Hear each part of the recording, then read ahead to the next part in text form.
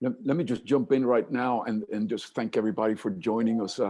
I'm really looking forward to this morning to have a discussion or a conversation, I should say, about resiliency, right? And in this case, in the franchise industry, while highlighting the importance, if you will, of the critical role the global component and global connections play for our region. And when I mean region, it could be Atlanta, it could be Georgia, it could be the Southeast for the United States, for that matter. So a little bit about the Pendleton Group. We are a group of professionals in the economic development arena. And we work very closely with communities, organizations, and companies developing and deploying business and economic development strategy and connectivity. Guy and I, who's here on this call, is specialized specifically with our reach out and connections and growth of foreign companies that call Georgia home, and domestic companies trying to reach foreign markets.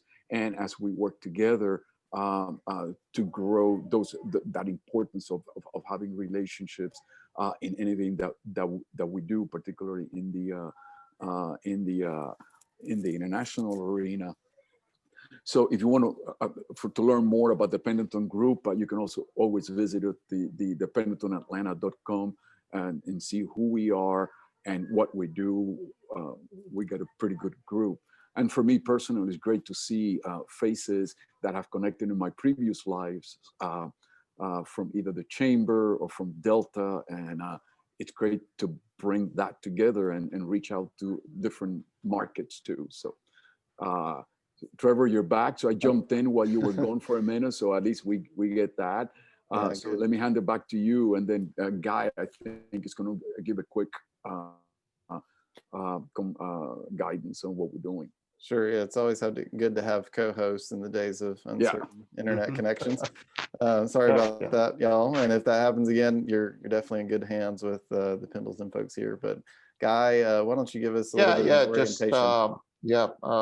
Again, the goal here is to have a conversation. While we do have some very exciting subject matter experts on this topic of franchises, the goal is to create a conversation, better understanding of the potential and opportunities, and people are welcome to comment, to bring up angles that they seem relevant, and of course ask questions at the end of this conference. If at the end of this roundtable, if someone wants to meet another person that was on the call and you do not know him previously, please send me a note. I will make the introduction. Basically, it's a two-way commitment. It's the people who are getting introduced to should know that there's a potential that people may want to talk to them. So looking forward to an open and fruitful discussion. Back to you, Trevor. Yeah, and given that we have some time, we have not quite as many participants as we've had in the past so far, at least. We are going to go back to our model of doing quick one breath introductions, so everyone can kind of know who's in the room. And like I think I said before, we can somewhat replicate the idea that we're around a table. I'll start with our three featured speakers. I'm just going to mention them and ask. We'll have them explain more about their background as we get into the conversation. We've got Ben Lawrence, who's the Aziz Hashim Professor of Franchise Entrepreneurship at Georgia State. Ben, thanks for coming. Thanks for having me. Do I need to? Sure. No, you're good. Yeah. And yeah, go ahead. So I'm the Aziz Hashim Professor in Franchising at Georgia State in the Robinson College of Business, and also in the Cecil B. Day School of Hospitality. Happy to be here. Always excited about talking about franchising. For sure, definitely. And then we've got some great experts who are going to help us understand the mechanics of all this and how important it is. We've got Kenneth Kaplan, who's the managing partner of Kaplan Law Group. Ken, thanks for joining us. Thank you. Look forward to speaking with you more. Yeah, Right, you want a we're gonna one-breath? go around the table. Yeah, you go ahead and do your, and then we'll keep going. Just very briefly, I've been a franchise lawyer for 40 years, both domestic and international. Spent a lot of time in-house, and I think for purposes of this discussion, I've worked for both domestic franchisors, and I was also on the board of directors of an international-based franchisor out of Paris, so I can bring the perspective of both U.S. domestic franchising and importing international concepts into the U.S. Perfect. That's great. Yeah, I think that latter part is not always thought about enough. You know, bringing in new concepts to the U.S. And we've got Jerry Bell, who's a senior consultant for the FranCounselGroup. Jerry, you got an extensive career.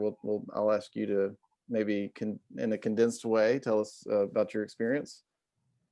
Certainly. And again, the FranCounselGroup, many of you know the founder, Bashir Mahoubi.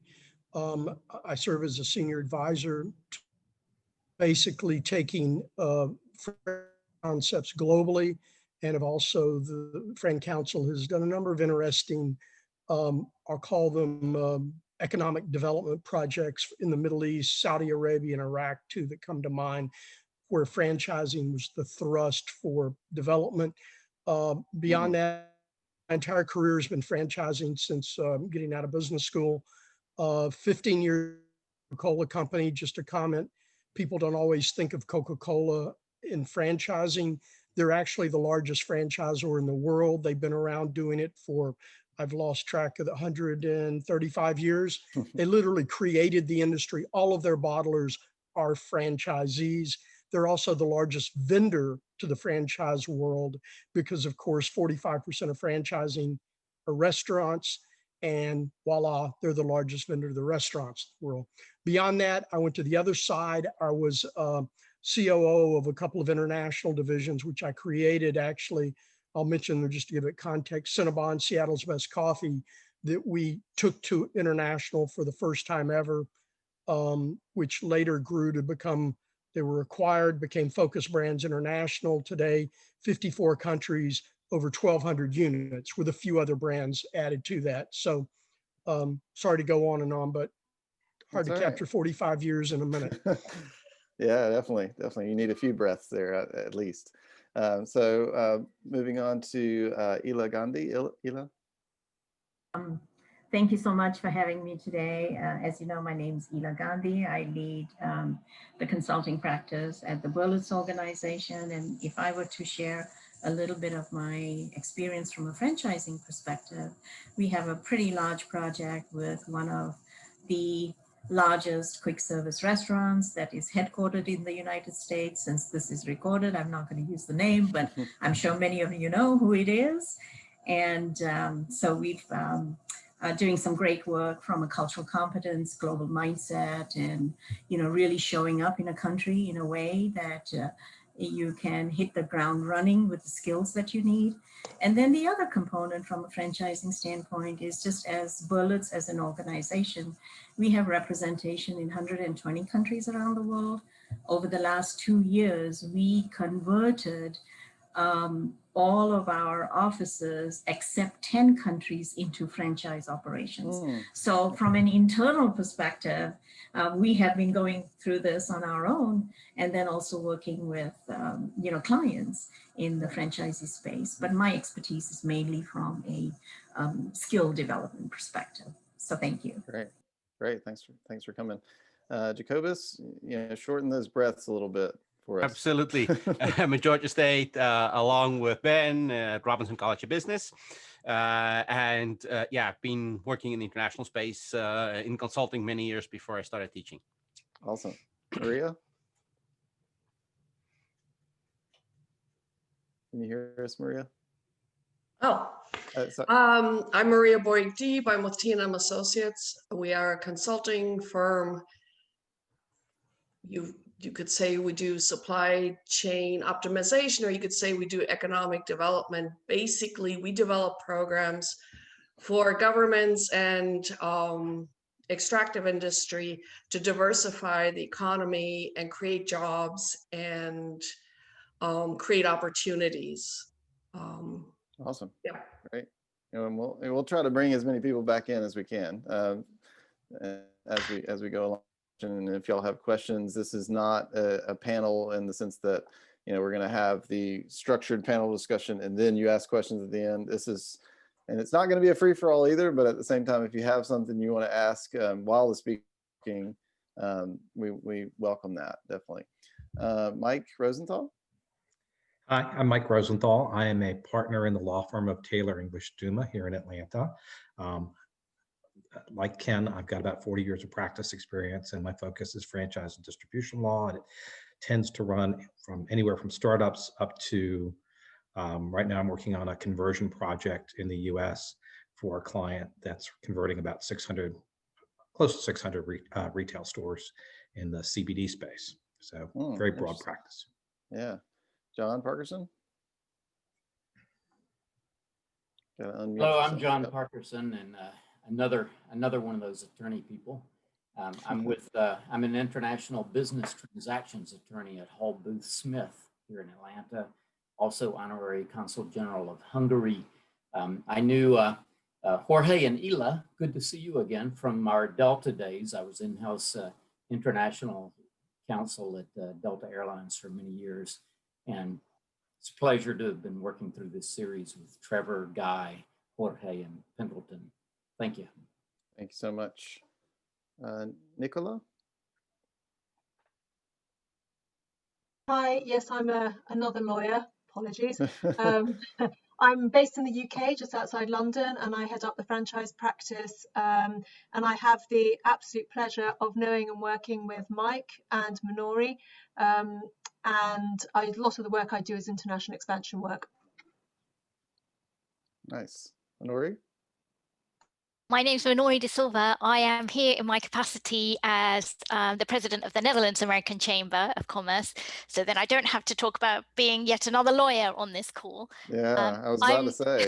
Exactly. I'm not a franchising lawyer, so I'm just here for the ride. And thank you very much for the opportunity to be part of this series. Thank you. Perfect. Thanks. Elliott? Hi, Trevor. I'm Elliott Paige. I'm in the daytime, I'm the director of air service development at Hartsfield-Jackson Atlanta International Airport. In the nighttime, I'm an economist, a development economist focused on basically everything trade, which I guess relates to the airport. So I guess I'm on the other side of franchising, facilitating logistics and technology improvements, making sure that goods are able to move across borders. And so I've gone from the trade policy side to now the actual implementing trade side. So thank you. Thank you for having me on the panel. Thank you. Thank you. Ani? Hi, good morning. I'm Ani Agniotri. I'm the managing partner of a company called USIBRC, as well as co-founder and CEO of an advanced manufacturing company called Marshall Automation. My interest in franchising world starts about 24, 25 years ago when I was working for a technology company, and we started some sort of computer business retail store, which didn't go very well. But I have done 2 mini projects for QSR, viability in India, and currently working on an ed tech as well as tech transfer. So I would be very interested to hear from experts. Definitely. I didn't tell you, Leah, that we were going to ask you to introduce yourself, but Leah Shedro from Global Atlantis here. How are you, Leah? Hi, everyone. I'm good. Thanks for having me. Thank you. Eric? Good morning, everybody. I'm Eric Johnson. I'm the Global Director of Franchise Programs for the U.S. Commercial Service here in Atlanta. We work with almost every major franchisor here in the U.S. to help them expand internationally. We do that with our colleagues and affiliates in 75 plus countries through commercial service, and then as well our political and economic attaches with the State Department. And I manage very close relationships with the International Franchise Association, MFB Expositions, and a variety of other trade event organizers, and very interested, of course, in franchising. Perfect, perfect. Troy? Hi, good Good morning to everyone. My name is Troy Richards. I've recently moved from London to Atlanta, so I'm in the process of setting up a museum under my organization, Synergy Global Alliance Foundation. It's a museum that will look at the diversity of people worldwide and to tell their stories. So I'm just here to learn, like Minora. Thank you. I think we've got everybody here, so that's good. Well, thank y'all so much for the introductions. Thank y'all for keeping it brief. We now got plenty of time for conversation. And again, I just want to stress how important it is for us to have conversation and not just talk at you. But since we've already done quick intros for our featured speakers, I want to kind of just go ahead and jump into the discussion. I wanted to start with Ben Lawrence, Professor Lawrence from Georgia State. Ben, I was hoping, you've written some great articles for Atlanta. I really appreciate that content that you've helped us put out. And you and I have spoken via email, especially about the importance of the franchise sector in Atlanta and how globally connected it is. But I wondered if you could just kind of give us an overall lay of the land about both nationally the importance of the franchising sector to the economy, and maybe drill down to Georgia a bit. Sure. Just so that we know what we're talking about here. Sure.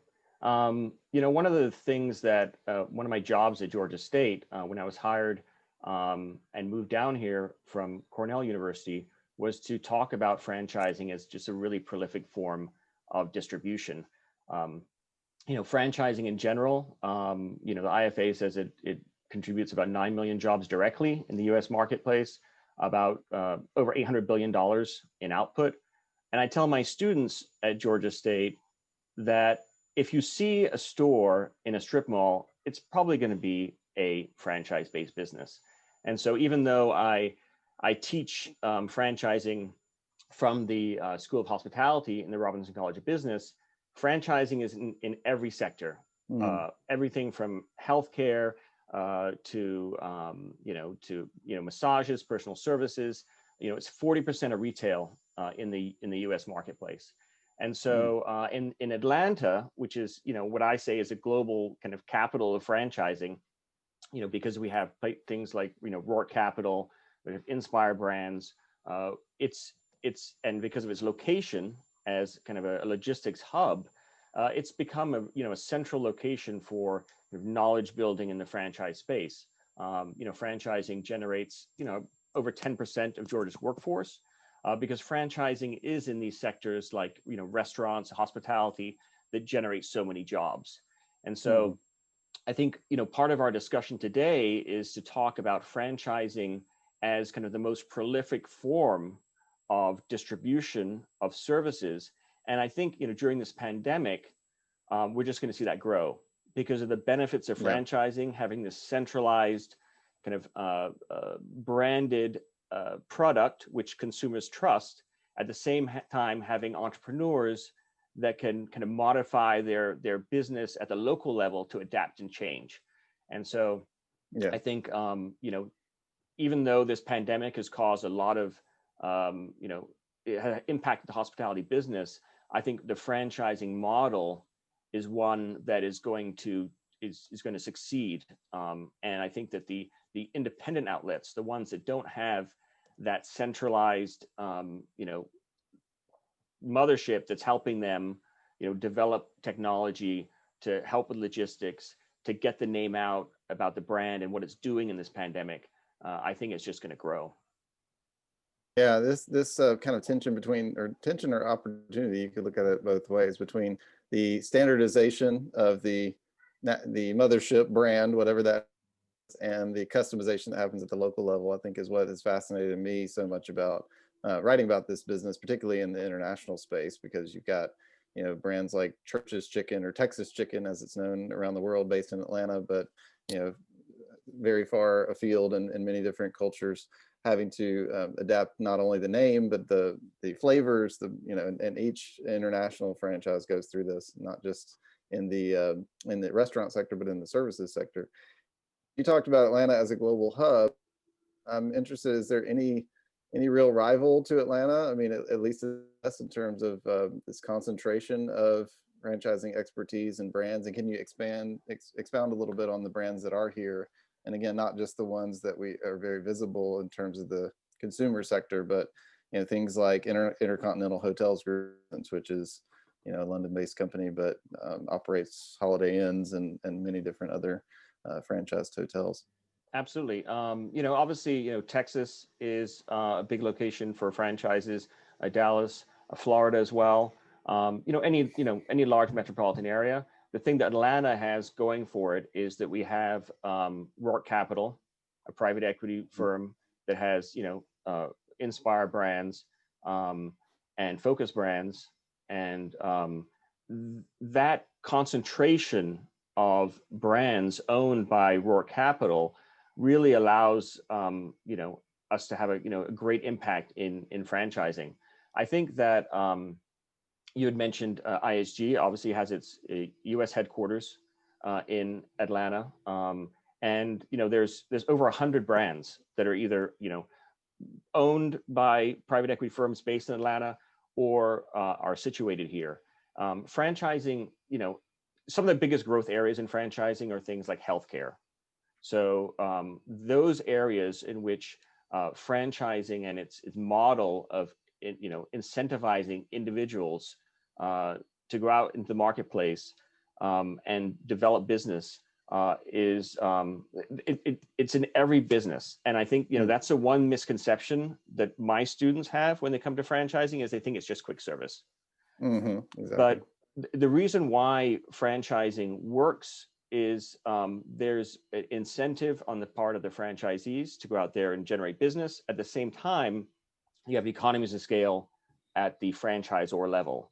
And I think in the international market, which is where a lot of the growth is, you mentioned Texas Chicken and their growth areas in places like Africa and Asia, that's going to create more and more growth that feeds back into the global headquarters, being in Atlanta, which even though the businesses aren't set here in Atlanta, that's feeding back and generating business.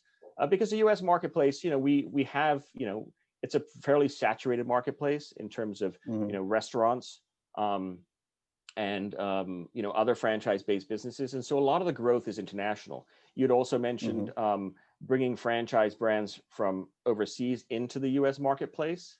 And I think there's a great opportunity for that, given the U.S. consumer is really interested in kind of unique offerings. And so now we're seeing that, opposed to having, our brands going international, we're getting a lot of international brands coming to the U.S. marketplace.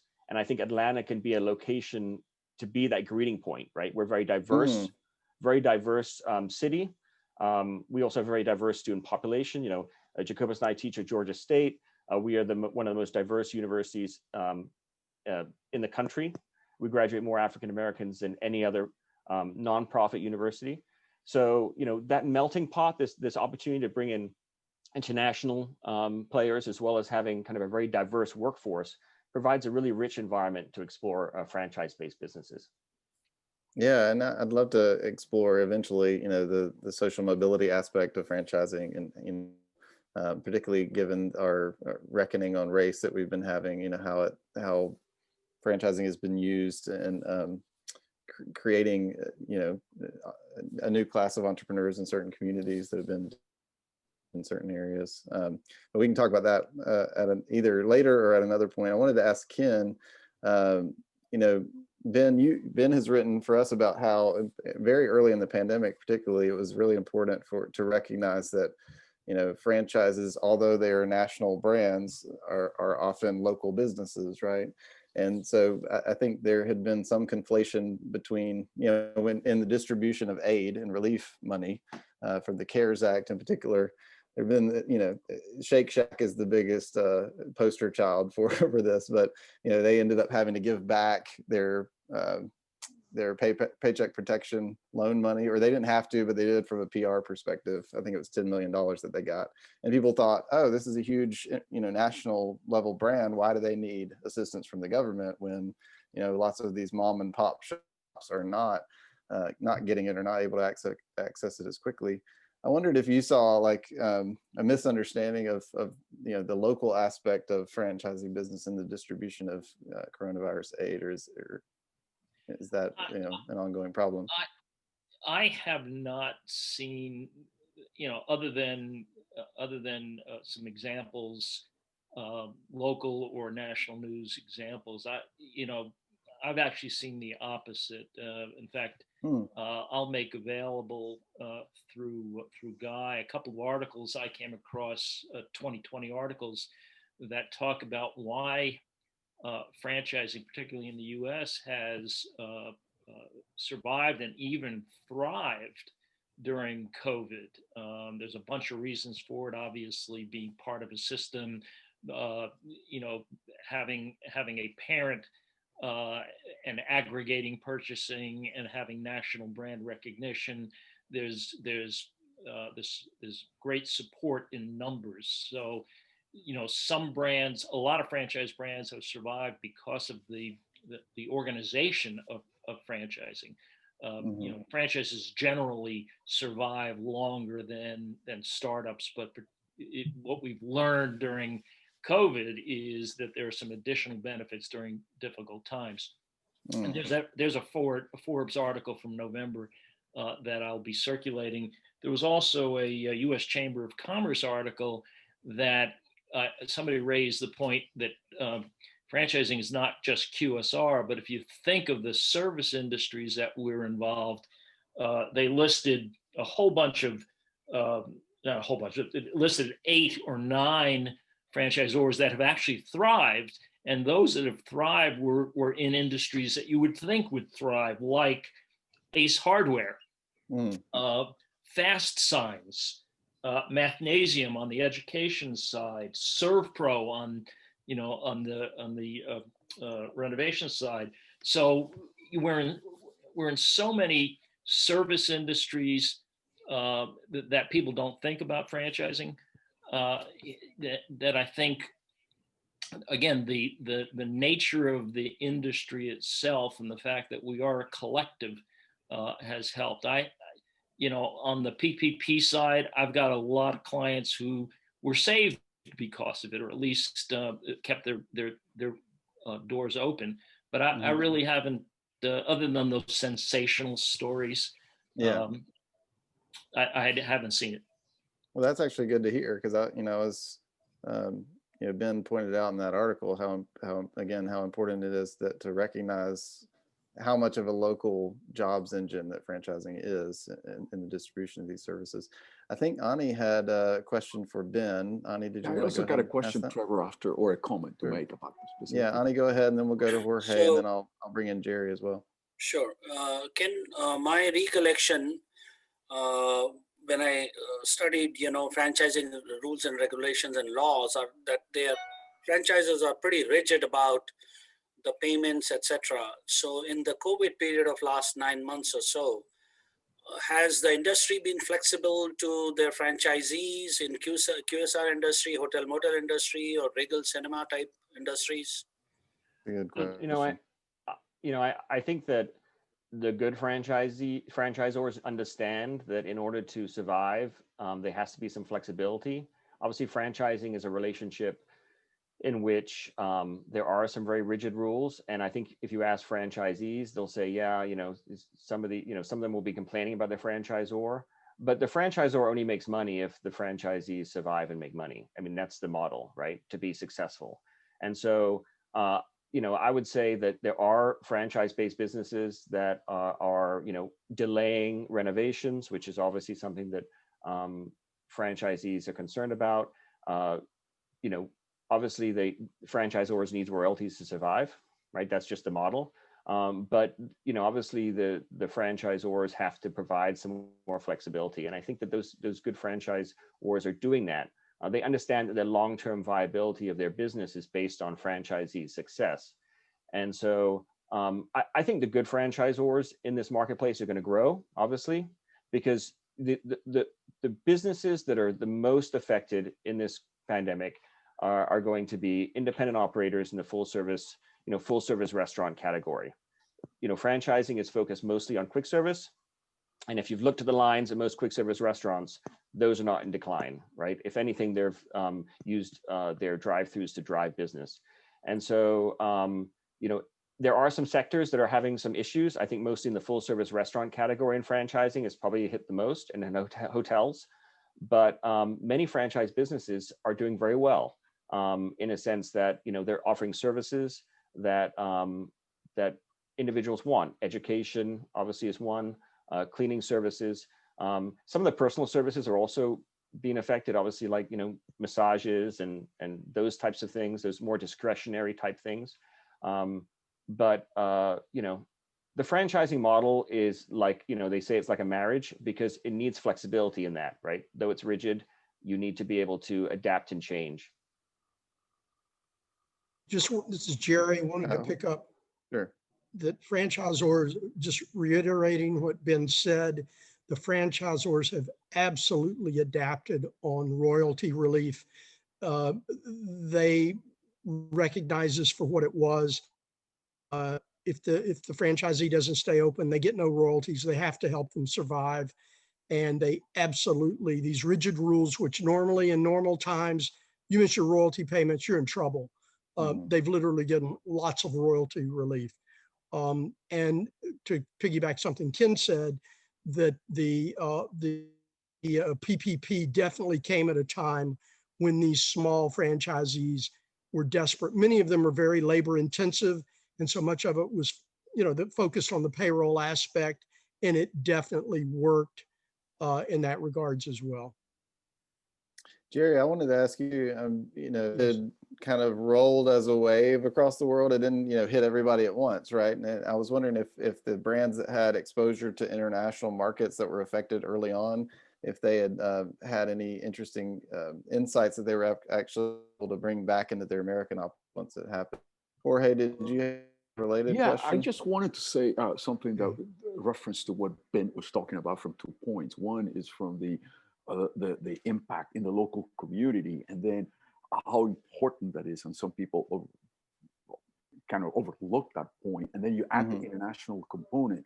I just want to make a comment, and this will bring Manori back in. Manori, you mentioned that you were coming in for the ride, but I'm going to put you right in the center of the conversation. It so happened, very opportune, yesterday I was having a conversation with a client who represents several counties in Georgia, and we're having a conversation with Art, the Dutch Consul General, and with Anne-Marie from the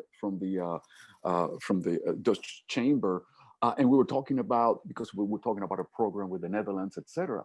And then and the discussion came in about Dutch investments in those counties, and yeah, there were a couple of companies, but then I pulled the statistics on Dutch investment in those counties, and we were mesmerized at the number that they were based on the franchise industry. Just from Shell company alone, and forget about the Shell station, I'm not even addressing that, but companies related to Shell companies in a multitude of car maintenance related storefronts, if you will. And it's interesting how both the client and the discussion we were having with the Dutch is, and we were trying to figure out what's the impact of Dutch investment. And it was not until we pulled the data that it became very apparent, that link from the impact to the local community, how important it is, and how do we raise the point of the impact that international franchises coming into our region makes a part. But we overlook those things many times, going back to the comments that we were talking about before of having foreign franchises starting to come here, but they have been here. That's the point. Yeah, I want to go back to that for sure. Jerry, can you want to address the COVID question? I was asking, you know, did the, you know, say Cinnabon having a presence in China? I'm not sure if they do or not, but I'm assuming they do. Like, did that affect their ability to adapt when kind of came this direction? Yeah, and I'm not that, obviously I'm familiar with COVID in China. I'm not familiar with Cinnabon or reactions, except I do have one specific example, interestingly, Russia, I can share personally that I've been involved with. But back to that point, again, when Ben was talking earlier, and again, I've been in this industry for 45 years, and he was talking, something popped in my head that had not crossed my mind in the entire 45 years, but I'm going to share it because I think it's incredibly relevant. National Geographic did a huge segment on bees, and that is the most effective and efficient communication system of any living mechanism in the world, and that it's actually being studied by technologists to try to understand it. But the simplest point is, and by the way, my family were beekeepers, so it resonated with me. But the point is, bees go out pretty far distances to collect the pollen. And they are like your perfect little spies, if you want to think of them that way as well. But and then they come back to, shall we call it, headquarters, and they report back in. And they say, hey, the sourwood's blooming over there that way. Come on, everybody, we're going to go get it, etc. Drift. It is the most, and it's, they move at lightning speed, and one goes to the next, and all ends up eventually back at headquarters. And it's unbelievably fast, and they adapt unbelievably well. That is a perfect parallel for a franchise world. And an example that did not relate to COVID, but everybody will, I think, identify with, the $5 foot-long sub, had involvement with them, not on the $5 foot-long, was the idea of a franchisee. One franchisee out of 32,000 in North America said, I think there's something here. We need to get on this. That's the beauty of franchising. So now back to your question, Trevor. It kind of worked the same way. So there's unquestionably what was going on in Wuhan and therefore China came back. Although again, the communications were a bit spotty. Best example, actually, I know all very well, is I'm very involved with a brand, Godfather's Pizza, which is going international for the first time ever in its history, and happened to go to Russia. Happened to open in April. Oops. And the real word coming back from that, no surprises here for everyone, not to disparage any country, but back to the little bee being, in this case, coming back to the and saying, this is a whole lot worse than you're hearing, folks. This is going to get very ugly very fast. Hearing that in March and April, and guess what? We all know how ugly it became. So a lot of learning there, and specific to Russia, of course, much worse than what we're hearing. It's much worse than what we're hearing in the press and everywhere else. One other comment, though, not again to disparage where we are in the USA on this, but the word we are hearing back from around the world is most places are not as bad off as the USA. They got on it earlier. They took it more seriously, or for whatever we can come up with. It had the impact global to the extent other than, and I'm sure there are other examples. We all know, we're all reading the press. But again, yes, there was back, lots of good learning. I'm afraid to say we didn't incorporate as much as we should in the franchise world.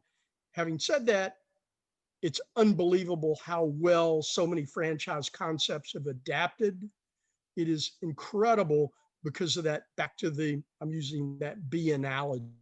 Mathnasium, I will mention that. Ken Kaplan brought that up. I've been very involved with Mathnasium for a decade. And in Mathnasium's case, two things. One, they were extremely fortunate.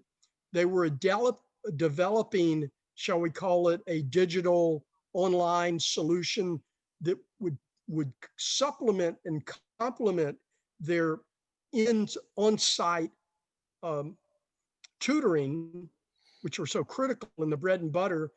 And fortunately, they were getting with the digital age, had this thing teed up, weren't anticipating COVID, but were able to pull the trigger, and the results have been fantastic for them. Yeah, one of the most interesting brands I've written about here in Atlanta has been this one called Kids Are Kids, and it's it's an early learning center concept, and they've taken it to China apparently very successfully. So I haven't spoken with them recently, but I'd be interested to hear how they kind of handle this sort of adaptation as well. We just lost Ela. I was going to ask her this question, but maybe Ken and Jerry can give us a little bit of insight on this. Like, there's obviously always going to be this cultural element to, you know, crossing a border with a new brand. And I just wondered, y'all have any particular insights about how have successfully taken the American cachet, if you will, overseas, and maybe where there's some limitation. Yes. You know, I've written about like for instance, there's all these counterfeit franchises, right, that use the cachet of American brands to build their own local businesses. I can't remember the funny names, but there's like some really interesting adaptations of like McDonald's and Starbucks and things like that, because obviously the real brands can't go there due to sanctions. But I've found it very interesting that, you know, despite our, you know, the foreign policy issues that we've had, some of the most successful markets for American brands have been places where you would not necessarily expect to be. You know, the Middle East comes to mind, for instance, is an extremely successful area. And then, so talk about the branding aspect and how you can kind of capitalize on the American association and where that limitation might be come in. Yeah, if I could. I've lived that again for 45 years, and it's a fascinating dynamic. I would tell you that it's a fine line. It's a tricky line, especially, and I will say this, in the last 5 years, to 10 years, I haven't been as intimately involved. And I would say the last 5 years, it has definitely exacerbated heightened the challenge, if you will, of the American brand going abroad. It's a real balancing act. In other words, some brands are, for the most part, are kind of impervious to it, I think. I mean, McDonald's is such a cultural phenomenon that it is what it is, and it's respected for what it is, and it delivers so well on the promise. And sure, you're always going to get some pushback. And Coca-Cola is kind of in the same realm. All of the brands, the lesser brands, there is a cachet, there is a respectability, there is a respect that goes with Western brands, and the recognition that there are. And I think, Trevor, there's so many examples out there. We call them pirates, if you will, who would rip off US brands. And it's usually in the more obscure markets because the Western brand just hasn't shown up yet. I know exactly. In a minute, Kenneth Kaplan will want to jump in. He and I actually worked together on some of these challenges in the past, where brands like Popeyes, which again is a unique brand, given that we could go on forever about Popeyes, supposedly was not named by the cartoon character, but everybody in the world knew it is that. So here comes this brand trying to be something other than the cartoon character, and there were a lot of offs on that. Cinnabon was another where there were a number of variations on it. And because Cinnabon was really a play on Cinnabon, B-U-N, spelled B-O-N, there were Cinnabuns and versions of buns out there that I lived that repeatedly. So yeah, there's that kind of angle. On the issue of this is all interesting too. What's that? I was just saying the IP, as the intellectual property aspect of this is very interesting too. Right. And so, you know what, I may stop right there and let Ken talk about the IP aspect. Then if you would like, I'll come back later and share some real war stories on the actual delicacy or delicate nature of managing some of the brand names, which create some amazing issues around the world. Well, and the other thing, Ken, I wanted to hear from you too. I mean, maybe elaborate on what Jerry was just talking about with the external, the U.S. brand going international. But I wanted to come back to you on the idea of some foreign franchises coming into the U.S. What I've found also very interesting is how a brand can position itself differently in the international market than it is in the domestic. So it has the cachet of having towers in the U.S., but the experience, the clientele is actually tweaked a bit when you go to another place. It can be a more upscale experience, for instance, than it is in the U.S. So I don't know if you want to elaborate on some of those topics, Sure. Ken, and Sure. y'all please feel free to jump in with questions. I know that I'm kind of hogging the conversation, but y'all are welcome to ask either. I think we had some in the chat, but you can also wave. I've got you on gallery view if you want to wave at me if you got something to ask. One disclaimer up front, Jerry and I worked together for probably 10 years at AFC, first with Popeyes and Churches, and then after the acquisitions of Cinnabon and Seattle's Best Coffee. So we blame each other for the things that went wrong, and the things that went right, we take credit for. So exactly. I start off there. Jerry taught me a long time ago, probably the biggest lesson is an international franchising starts with picking the right partner. We had a bunch of sales guys who would go out and come back, and they had great stories about these potential partners. And I remember asking, what sort of due diligence did you do on them? And they say, what do you mean due diligence? They have buildings and they have cars and they have all these things. And I said, well, what about their debt? And he said, well, I don't know anything about their debt. And Jerry and I turned down a bunch of deals because, on the outside, they look like, financially secure, but they weren't the right partner. So picking the right partner was the first thing. Secondly is the successful franchisor going into another country focuses and researches on the culture of that country. If you don't do that, if you just assume if I build it, they will come, you will most likely fail. And the greatest story that I ever heard on that was when I think it was Baskin Robbins first went into Japan. They were told by a consultant, the Japanese like smaller portions. They don't like big, huge portions. And in their arrogance, they said, well, that's our standard and we ain't changing it. Guess what happened? The first round, they failed until they reduced the portion for the Japanese, and then they became a very successful. So again, picking the right franchisee, understanding the culture, doing your legal due diligence. I am a lawyer, but I'm also a business person. I got burned a couple of times, and one of the most famous times was when we originally tried to bring churches into China. And, you can translate your trademarks, it's on the IP side, you can translate your trademarks literally or phonetically. And the geniuses who hired the consultant came up with a Chinese ideograms for churches. And for 2 years, I kept getting very polite responses from the PRC Trademark Bureau, basically saying we respectfully decline to register the proposed Chinese name for churches because it would, quote, offend the Christian world. And I'm shaking my head. I said, no, this is not a religious institution. And it would come back the same time. We were lucky. A couple of years later, Coca-Cola was sponsoring the trade mission, and the head of the PRC trademark office was in town, and Coke asked if they could come meet us.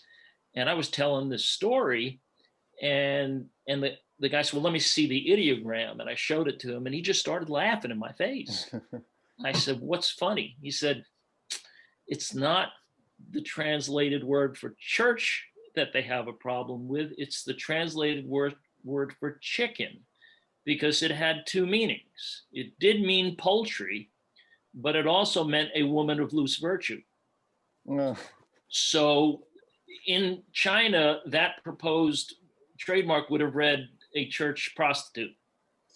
So we had the wrong translator. We didn't do our legal due diligence correctly. So again, those three things I think are critical. Sorry. No, I was going to say that's one of my favorite things about writing about this stuff is the realizing how much humility needs to go into this and how applicable these lessons are to other international businesses and how they break into new markets. I saw Jacobus, So I certainly agree with Ken on this due diligence part. But I mean, I think the one thing that makes franchise a fabulous way for market entry is you have a partner that has skin in the game. If you're not going to do foreign direct investment, you have somebody that you need to make sure they actually have the money and they actually have the buildings and they can actually do that. But that model really it helps you cut across a lot of cross-cultural stuff and political connection stuff if you have done your due diligence. And so a very valuable way of entering market. And that works both ways. I think Trevor asked me about I've had the unique experience of going both ways with this. And when I went up to Fantastic Sam's in Boston, they were having all sorts of trouble and we turned it around. And after 9 years, after the Great Recession, we found a European, French-based private equity group that was in the same business. It was called Dessange, D-E-S-S-A-N-G-E. Monsieur Dessange was, the hairdresser to Brigitte Bardot, and he was very successful over in Europe, very high-end hair salons, like $1,000 a visit. And to enter the US market, they bought us. And it sounded interesting. I stayed with the team. And unfortunately, the corporate attitude was that there were no competent hairdressers anywhere in America. So they brought them over with them. And they didn't get the right visas and all sorts of problems happened. And then they built the first one and they didn't believe that they had to promote it or do any PR because it was so famous in Europe. Exactly. Well, it wasn't famous in America. And definitely. That was a very, very hard lesson to learn. I'm sure there are very successful stories, but I think bringing offshore franchises to the U.S. has got to be done very, very carefully, they have to adapt to us, and we need to educate the population. Definitely. I think Guy had a question, and then Ani after that. Guy? Yeah. First of all, cross-cultural is always a fun topic. A lot of humorous moments. Two things. First of all, for Nicola, I saw what you put in the comments about the UK and kind of, is it different in the attitude than what you're hearing from the US? The second thing is to Elliott. Is there any numbers or statistics to the percentage of cargo volume at the airport that can be attributed to franchises, or is that not a number that is tracked? Yeah, Nicola, go ahead first, and then we'll go to Elliott. Yeah, you've got to bear in mind the UK market is probably a fraction of the US market, and we tend to be a few years behind whatever the US does. But in terms of the way COVID's impacted us, yes, it's very, very similar. We act for a couple of franchisors in the fast food space, and they've just done phenomenally well. I mean, it's going to be a big hit to a lot of franchisees when COVID's over because they're so used now to their profits going up. But in other franchisors have not acted well at all. And of course, I don't know whether the US had this, but we've had new emergency insolvency legislation coming in now that says it makes it a lot harder to terminate franchise agreements if a franchisee is insolvent because it impacts on commercial agreements generally. So what it's meant is franchisors who perhaps might have terminated are now having their hands tied and having to wait while franchisees are struggling. In some respects, that's forcing franchisors to behave more reasonably, but I have seen some franchisees behave very badly and not make any concessions at all to their franchisees and then wonder why they're getting lots of potential threats to sue them. Shame, really. Elliott? That's interesting. That's not a number that we've ever really looked at. It's probably more anecdotal. I would say, if you look at a different version of franchises, not your fast food type, but maybe your BMW, your Mercedes types, Kia Motors, Nissan, and so forth. We do get a lot of the spare parts and so forth coming through the airport. So on that basis, yes, you do see anecdotally franchises come in. We don't measure it per se because from the airport's perspective, we're interested in resiliency in a different way. We're interested in resiliency from introducing the type of cargo that has a high enough value to absorb the cost of freight so that movements in the economy, whether it's COVID or otherwise, doesn't really impact the fact that that cargo is going to continue to move by air. So pharmaceuticals is a typical example where it's going to move by air no matter what, because it's not you don't want drugs sitting in a warehouse on a shipyard, or being exposed to other elements. You want it to get to its destination securely and quickly. So I think we look at it in resiliency in that sense. So something that has a high value, like automotive parts, like pharmaceuticals, are things we want to attract as cargo, and less so the cheap cargo, the cheap trinkets and junkets that when the price of freight goes up, it moves to ship. We're not interested in capturing those.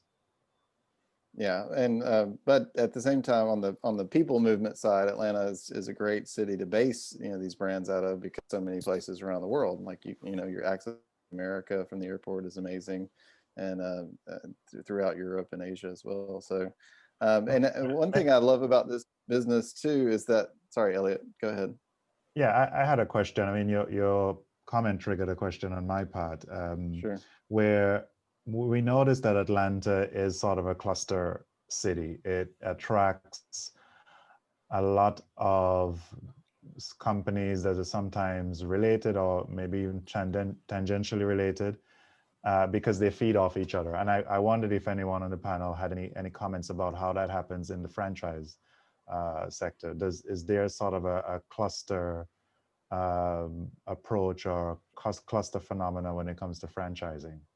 Yeah, I'll say some recent, writing where you're talking about Inspire Brands, just at the outset, they just acquired Dunkin' Donuts, or Dunkin', I guess, Dunkin' Brands and Baskin Robbins, and that's, something like 11 or 12,000.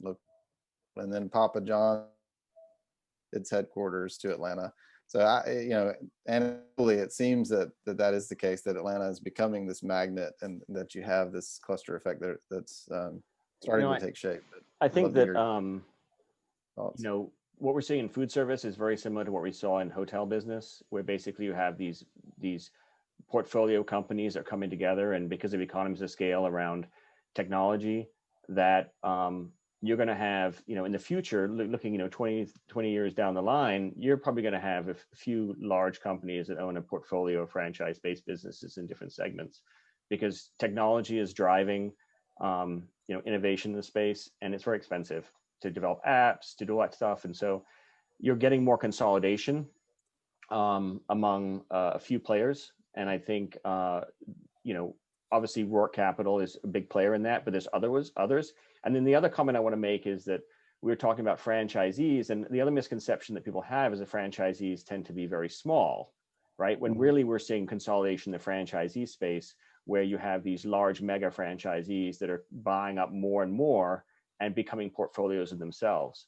And so, especially in the international market, when you're talking about international partnerships, those are much more complex master franchise agreements. And that's where the expertise of lawyers and financial experts understanding how to develop those contracts comes into play. But I truly believe that Atlanta, the way it's positioned, is going to be one of the major players in franchising. And the more we can develop a community of people that share ideas and develop new knowledge, that's going to be something that we're going to benefit from. Just Trevor, we are at the top of the hour, so if anyone needs to leave, that's fine, and we're going to stay until we get bored of each other. So Mike has been trying to say something for a while. Yeah, here. I was gonna say, let's go to Mike. I wanted to bring up something and bring Jerry back in too, but Mike, then Ani, then I'll bring Jerry back in, and then again, y'all feel free to drop off if you need to. We're gonna go for a few more minutes. Thank you. I was just going to say that with regard to Atlanta as a center for franchising, I think part of it is sort of a Silicon Valley effect, which is that you have all these people that are knowledgeable and experienced, and they're successful, and they sell something, and then they sit out for a year or two and they try to develop something else. So you have these people that are serial franchisors, and it just keeps growing and growing and replicating itself because people know how to do it. So I think it's very similar to what you see with technology in Silicon Valley, but in a different way. Definitely. Ani, did you have another question? Yeah. So, I'm going to ask you a question from the other side, and that has been my experience with my clients, who, the franchisers, so to say, in terms of not spending enough time and effort to understand local market and the idiosyncrasies of a large market like India. And granted that, India is a little bit complex, in terms of somebody who's not from there or doesn't understand how things work. And point in case is that my clients, two franchisors, one of them is a pretty large player in US market, did not understand that the real estate requirements, what they wanted to have put in the master franchise agreement, were not realistic when you are going to places like Mumbai, Delhi, Bangalore. It's not possible to get the kind of land you need for your concept in big cities, international cities, what you're comparing it with Augustas of the world, so to say. And it took me over about a year and a half to sort of drain into them, it's just not possible. We have to go with a different business model. And the second thing is the dollar to local currency. It's like if you are charging franchise fees US dollar, would you like to keep it that, or would you like to change it? And at least there is a big, relationship between how US dollar and the Indian rupee was going up and down. And that became quite a big bottleneck in Bangalore. Yeah, and as far as I understand, there are rules about partnership for brands coming into India as well. They have to have kind of local partners. I mean, I know Starbucks, for instance, partners with the Tata Group. They don't have their own stores. Also, you bring up an interesting point about real estate, and going back to what Ben was saying about master franchisees in these international markets. I mean, they generally, a lot of times, from what I understand, are major real estate groups that already have that side of things taken care of, and so they have the space to plug brands or successful concepts into the spaces that they already have. But Ken and Jared, did you want to talk about that? Yeah, I wanted to, Ani, that was a really great point about the real estate. And, the DNA of a franchisor will determine their success. And just a quick anecdote. I remember, Jerry may remember this too. We had a proposed deal for Popeyes, I believe it was, in Korea. And they asked us, they said, look, the real estate situation is really strange here. A lot of them are 5-year leases. A lot of them are smaller kiosks. And we actually adapted our master franchise agreement to permit them to have 5-year terms and to permit them to partner with people that controlled those kiosks. And it really led to a much quicker growth. Now, some of them were able to renew, some of them had to move from kiosk to kiosk, but we were able to break the model. You got to have a 20-year term and you got to build a building. And, we got our brand into the country, and we got it into the country the way they culturally could do it. And I think that was a lesson for all of us.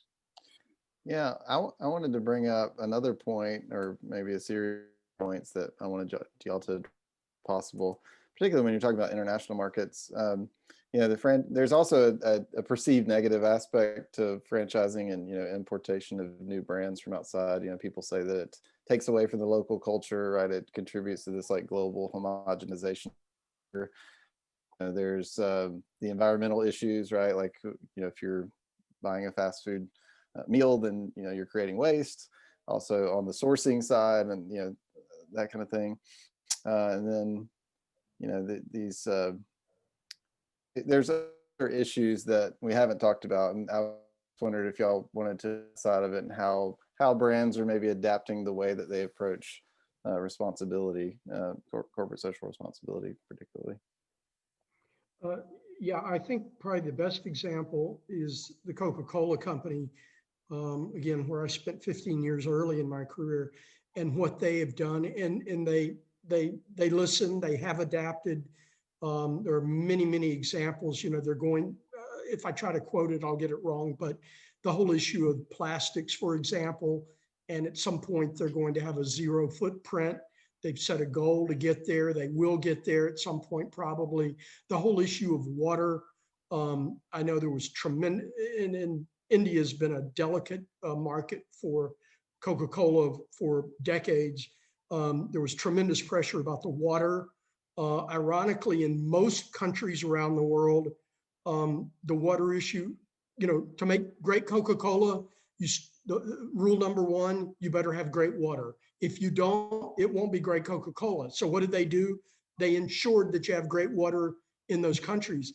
The ripple effect of that at the most basic level, we could talk about sanitation, but beyond that, just good water has been unbelievable for many countries around the world. So yeah, and I'm not sitting here trying to paint a picture that Coca-Cola is the perfect global citizen, but my God, if there's one thing they do, they listen and they adapt, and they have made tremendous strides. And I would say the trickle-down effect of that is tremendous. And because again, as I think I mentioned earlier, but again, it's a franchise system. All of their bottlers are franchised. That's the way, you know, developed 150 or whatever plus countries, 200 in the world. And the trick to that, you know, everybody followed them. McDonald's all the way down the line, and had a major global impact. And I would even, I'm going to jump back to an earlier comment just because I thought it was so relevant and I was hoping to jump in, is the capital of franchising. It is, in my opinion, absolutely the capital of franchising in the world for that matter. Yeah, Texas has quite a few franchises, but honestly, I've never tried to count the number. I think Atlanta probably has greater number. Again, some 70 concepts headquartered here. And we have an organization called the Southeast Franchise Forum, which is basically a mini version of the International Association based in Washington. And for the purposes, it's almost like a subset. It's like 10% of the size of the IFA in almost every way, and they have a strong relationship and had monthly meetings, again, with well over 100 people participating at these meetings, every one of them. So again, I don't want to get us off track, but it's such a critical point. I can't overemphasize, and again, I'm prejudiced. I spent 15 years at the Coca-Cola company, but I saw it firsthand because they knew, and again, back up, half the franchise world is QSR, like it or not. That's reality. I think that's a great thing because of the quality that's, it's demonstrated globally, the quality of our QSR and how you can take it almost everywhere. Again, in many ways that goes back to, I believe, the Coca-Cola company, 80+% share of QSR, and realized the more we make them successful, me, McDonald's of the world, and if you know the story, it was a Coca-Cola fellow named Waddy Pratt that stepped up, a region manager at Coke, and said, I believe in this concept. We're going to help them get there. And lo and behold, look what happened, hand in hand. And it just trickles all through, in my opinion. And then ultimately, all the other franchise systems benefit because, again, it's a unique business model. And so people, if you can make it work in QSR, so much of it is translatable. Mathnasiums, the Fines, the UPSs, Atlanta-based. Yeah. The Genuine Napa, Atlanta-based. The essentials and how you go about doing what you're doing are so similar. Yeah, and what I also like about this too is that it feeds off of into other sectors in which Atlanta has a strength, right? Like the payments processing industry, for instance. Like there's huge partnerships between these major brands and the payment processors that are based Absolutely. here. Chicken is the kind of universal protein now because it doesn't offend anybody religiously, right? So like Georgia is the poultry capital of the world. We talked about logistics earlier. In the forestry space is huge into packing, and there's a lot of innovation happening around the packaging that goes into all these meals to make them more sustainable.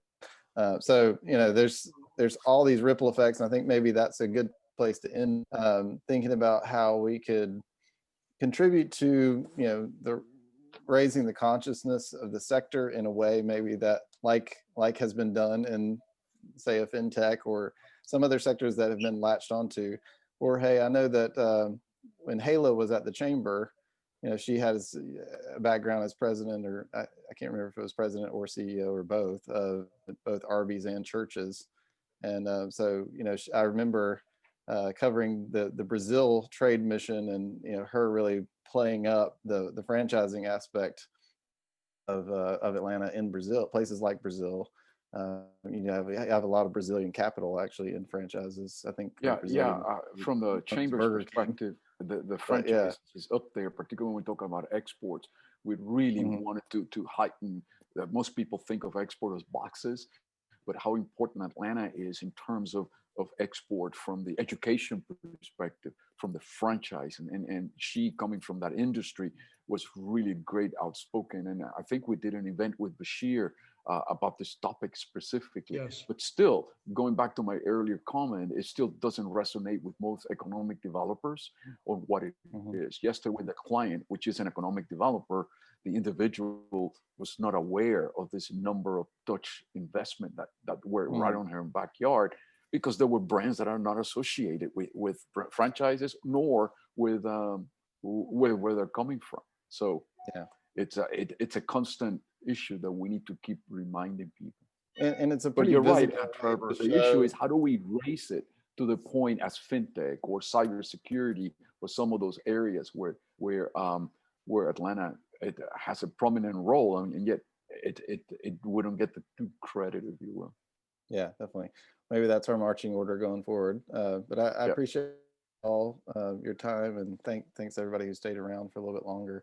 Again, we'll post this online, and I'm assuming Guy will do some snippets of certain segments. Yeah, and I'll share Ken's articles and everything. So yeah, and I'm looking forward to writing about more. So I'm glad to be in touch with y'all as we go, and hopefully we can create on some stories and things like that. So thank you. Thank you. Thanks, everyone. Thank you. All right. See y'all soon. Very interesting. Take care. Great holidays. Happy holidays to everybody. Happy holidays. Thank you. Happy holidays to everyone. Okay, same to you. Bye. Bye.